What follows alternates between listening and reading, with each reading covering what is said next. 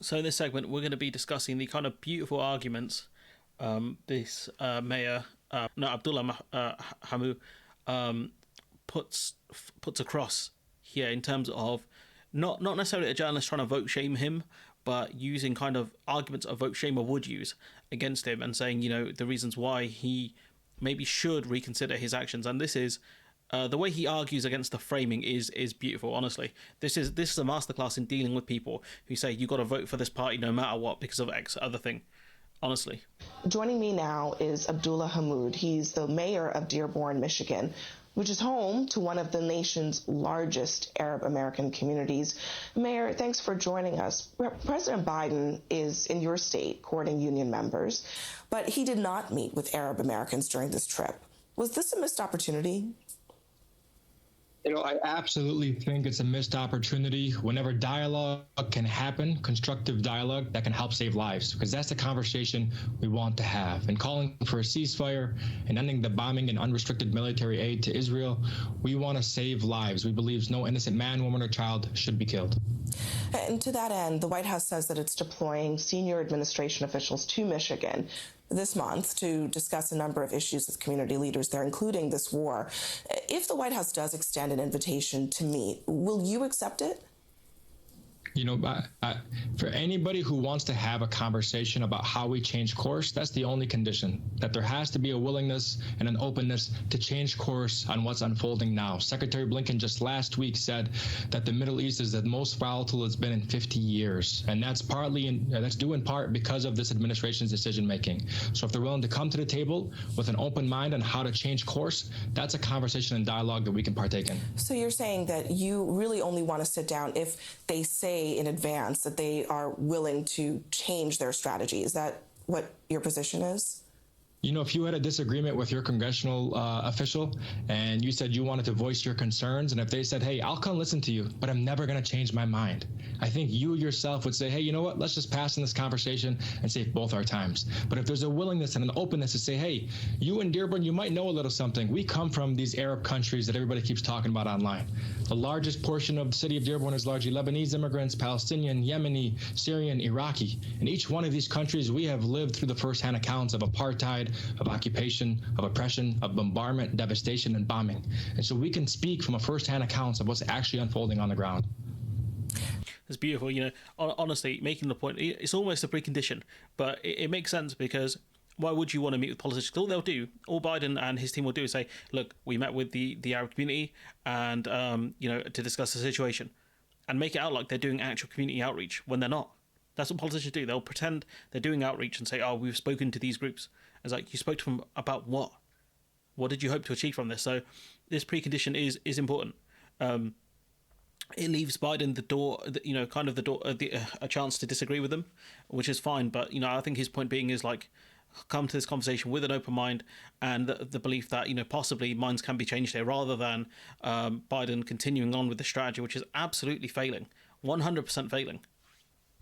Some Michigan Arabs and Muslims have launched a campaign, and they're saying abandon Biden, and they're urging members of their community to show up to the polls but not cast their vote for Biden.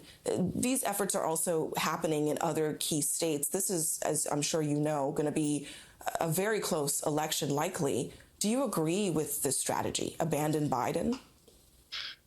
For me, that question has to be put back to the candidate, to President Biden.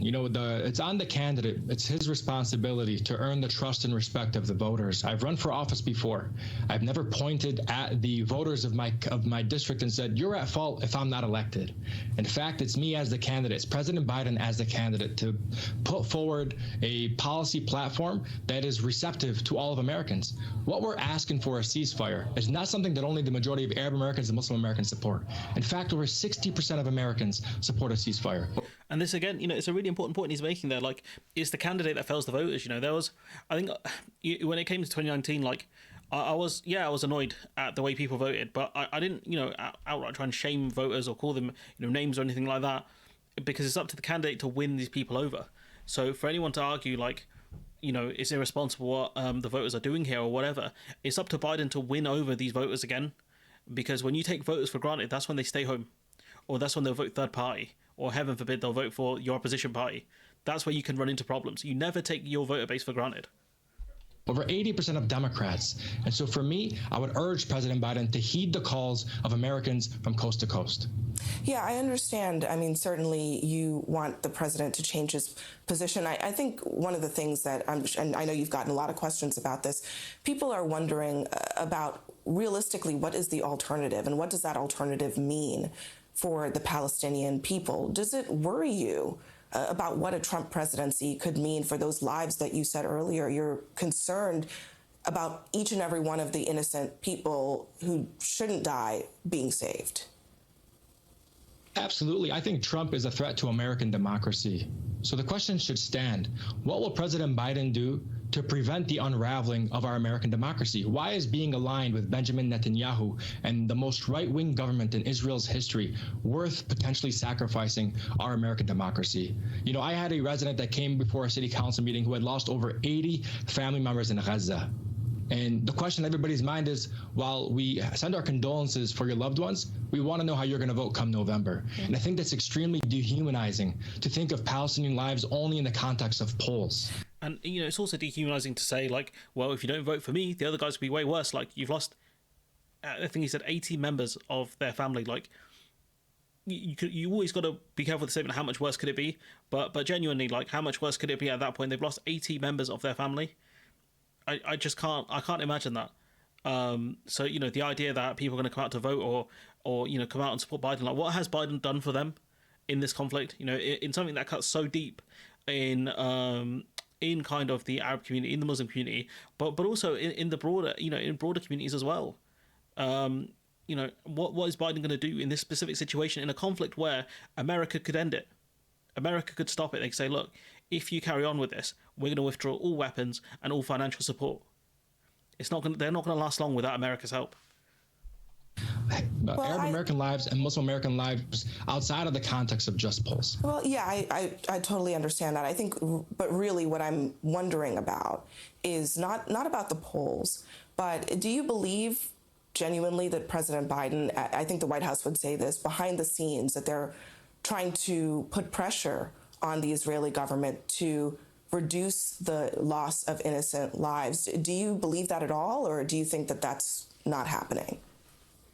I believe those are political talking points. There's never been a war in history in which 80% of the country is absolutely decimated, where 100% of the population has been displaced, and where 50% of all the deaths are children. That has never happened. For us, we want action, not lip service. If President Biden wants to take a firm stance, he can begin by restricting military aid to the state of Israel. He can begin.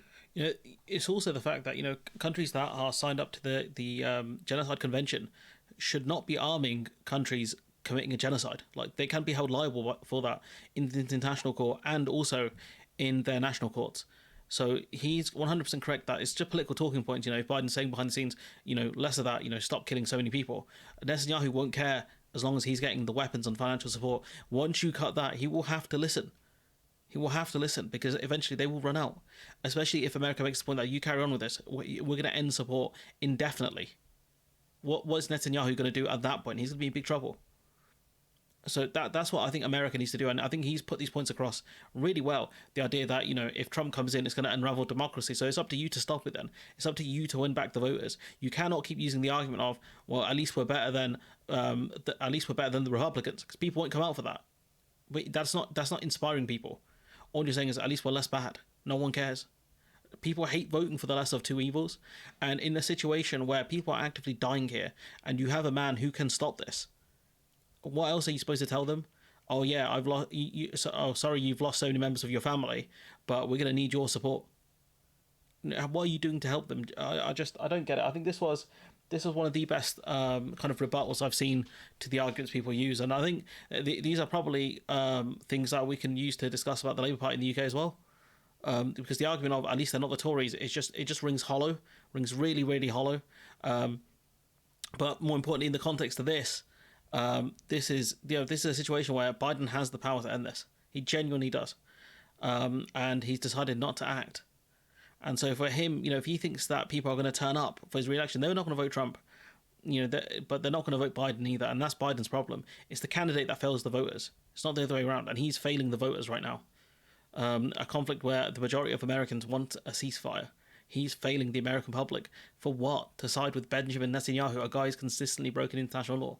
Side with that guy? Really? Is that what you? Is that what he wants his legacy to be? Because if he loses to Trump, Biden's legacy won't be the Inflation Reduction Act, or kind of trying to bring back manufacturing to America. His legacy will be the guy who sat and armed a genocide. That's what his legacy will be. But anyways, I'm going to leave it there. Let me know what you think in the comments below. Like, comment, share, subscribe. Support the channel on Patreon if you can. Shouts out to the mayor, this mayor here. Beautiful arguments. Anything fresher than his trim is his arguments.